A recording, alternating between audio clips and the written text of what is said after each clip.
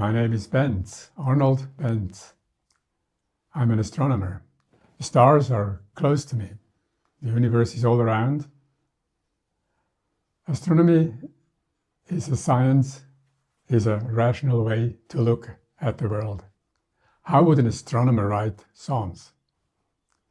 That has a history. When I was a young man, I was asked by a minister to read a biblical psalm in a worship. It was Psalm 19, you may know it. The heavens tell the glory of God. I wondered, what is that? What did they think of the heavens 3,000 years ago? They had a few thousand stars, that's all they knew. And why was it plural, the heavens? So I started to change the words into words I could understand. I added black holes, galaxies, etc. Things we know that exist in the universe. The minister liked it, by the way. He told me to write more. I didn't have time. But then the pandemic came. I had more time, got older. I wrote psalms, but not just changing objects in the sky, but starting from the new way we look at the heavens today. In the old time, the universe was stationary. It was sitting there, it was created, but didn't do anything. We know today that it expands. The universe had a beginning. So there's a history of the universe. Everything we have around here originated in a dense, hot plasma at the time of the Big Bang, and later on. So that's why physicists are asked, please explain why we are here, why this all developed. Well, some explanations exist, but every answer gives rise to two more questions about. So there are lots of questions, and I'm still amazed that this universe is working. That means amazement comes in. This is a feeling. Amazement that about 30,000 stars are born every second in the observable universe. 30,000 per second.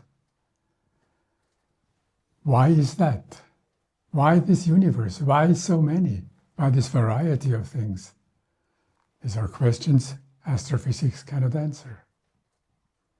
You can answer them only from a perspective. When you look at the universe and have a standpoint outside, there is no perspective without a standpoint. My standpoint is creation. I do not prove that God exists, I cannot do that, but I assume it. And in hindsight, this is fitting well. So I do write poems. My poems consist of a scientific part, telling the findings of astronomy, and a second part, my reaction to that. Let me show. Psalm number 4, Laws. I first present the scientific astronomical part. Physical laws and constants ring true throughout the universe. The light of the galaxy GNZ 11 comes from stars formed shortly after the Big Bang. The same laws were already operative then and there, as in the neighboring Orion Nebula, where stars are still forming today. In my body, the same laws and constants play out as in GNZ 11. Although minuscule myself, I play on the same stage as a whole galaxy. Distantly related to the distant GNZ 11, I belong to the same universe, a creature of the one creation. And now, a more personal, subjective part, my reaction to the science. When you sing your praises, Sister GNZ 11, let me join my voice to yours, me, your slight earthly brother.